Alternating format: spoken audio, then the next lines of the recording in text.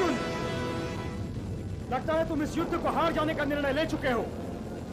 मैं तुमसे बार बार यही कह रहा हूं कि ये जो सामने खड़े हैं, इनमें अपने पितामह को न देखो, इनमें अपने शत्रु को देखो।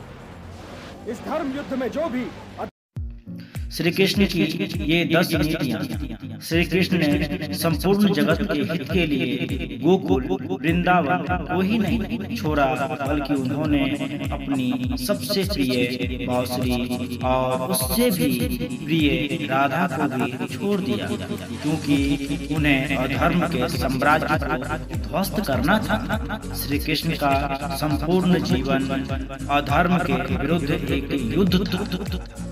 श्री कृष्ण का संपूर्ण जीवन अधर्म के विरुद्ध एक युद्ध था और उस जीवन का अंतिम युद्ध महाभारत था। आओ जानते हैं क्या कहानी है कृष्ण नीति। महाभारत काल से आज तक युद्ध के मैदान और खेल बदलते रहे, लेकिन युद्ध में जिस तरह से छल कपट का खेल चलता आया है, उसी तरह का खेल आज भी जारी है। ऐसे में सत्य को हर मोर्चों पर कई बार हार का सामना करना पड़ता है, क्योंकि हर बार सत्य के साथ कोई कृष्ण साथ देने के लिए नहीं होते हैं। ऐसे में श्री कृष्ण की नीति को समझना बहुत जरूरी है। यह स्पष्ट होना चाहिए कि कौन किधर है। श्री कृष्ण ने कहा था कि कुल या कुटुंब से बढ़कर देश है और देश से बढ़कर धर्म। धर्म का नाश होने से देश और कुल का भी नाश हो सकता है। जब कुरुक्षेत्र में धर्म युद्ध का प्रारंभ हुआ तो युधिष्ठिर दोनों सेनाओं के बीच में खड़े होकर कहते हैं कि मैं जहाँ खड़ा हूँ उसके नीचे एक ऐसी रेखा है कि मैं जहाँ खड़ा हूँ उसके नीचे एक ऐसी रेखा है जो धर्म और अधर्म को काटती है। निश्चित ही एक और धर्म और दूसरी ओर अधर्म है।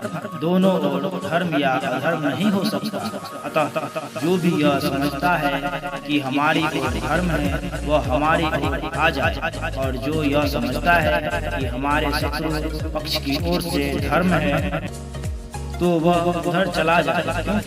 यह स्पष्ट होना चाहिए कि कौन किधर है। युद्ध प्रारंभ होने से यह स्पष्ट होना चाहिए कि कौन किस ओर है, कौन शत्रु और कौन मित्र है। इससे युद्ध में किसी भी प्रकार की गलतफहमी नहीं होती है। लेकिन फिर भी यह देखा गया था कि ऐसे कई योद्धा थे जो विरोधी खेमे में होकर भीतर घात का काम करते थे। ऐसे लोगों की पहचान करना जरूरी होता है। संधि या समझौता तब नहीं मानना चाहिए। भीष्म ने युद्ध के कुछ नियम बनाए। श्री कृष्ण ने युद्ध के नियमों का तब तक पालन किया जब तक कि अभिमन्यु को चक्रव्यूह में फंसाकर उसे युद्ध के नियमों के विरुद्ध निर्ममता से मार नहीं दिया। अभिमन्यु श्री कृष्ण का भांजा था। श्री कृष्ण ने तब ही तय कर लिया था कि अब युद्ध में किसी भी प्रकार के नियमों को नहीं मानना है। इससे यह सिद्ध हुआ कि कोई भी वचन, संधि या समझौता अटल नहीं होता। यदि उससे राष्ट्र का, धर्म का, सत्य का हित हो रहा हो तो उसे तोड़ देना चाहिए। भगवान श्री कृष्ण ने अस्त्र न उठाने की अपनी प्रतिज्ञा भी तोड़कर धर्म की ही रक्षा की थी। शक्तिशाली से कूटनीति से काम लें। जब दुश्मन शक्तिशाली हो तो उससे सीधे लड़ने की बजाय कूटनीति से लड़ना चाहिए। भगवान श्री कृष्ण ने कालियवन और जरासंध के साथ यही किया। उन्होंने कालियवन को मुचुकुंद के हाथों मरवा दिया तो जरासंध को भीम के हाथ। ये दोनों ही योद्धा सबसे शक्तिशाली थे, लेकिन श्री कृष्ण ने इन्हें युद्ध के पूर्व ही निपटा दिया था। दरअसल सीधे रास्ते से सब पाना आसान नहीं होता, खास तौर पर तब जब आपको विरोधियों का पलड़ा भारी हो। ऐसे में कूटनीति का रास्ता अपनाना चाहिए। संख्या नहीं, साहस और सही समय की जरूरी।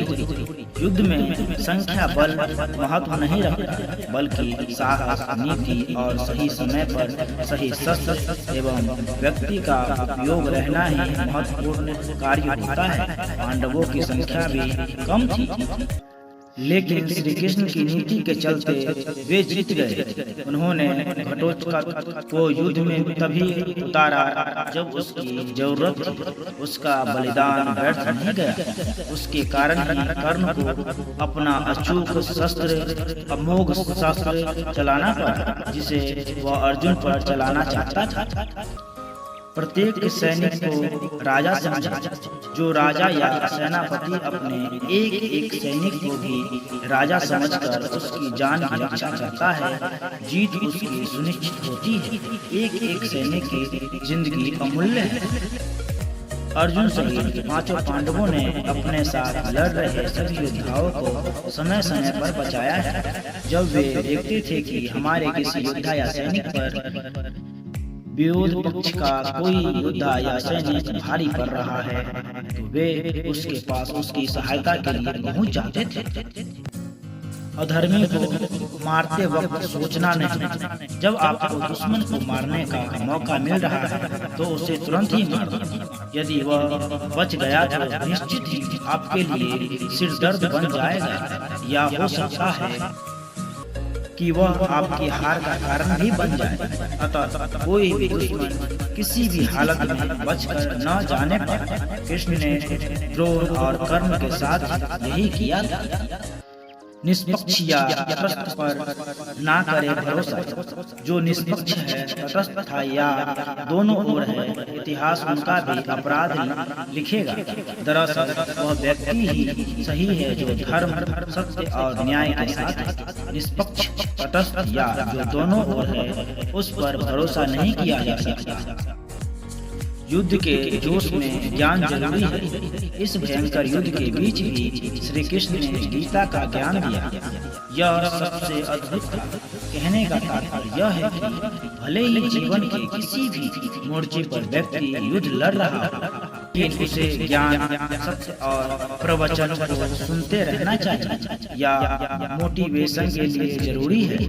इससे व्यक्ति को अपने मूल लक्ष्य का ध्यान रहता है।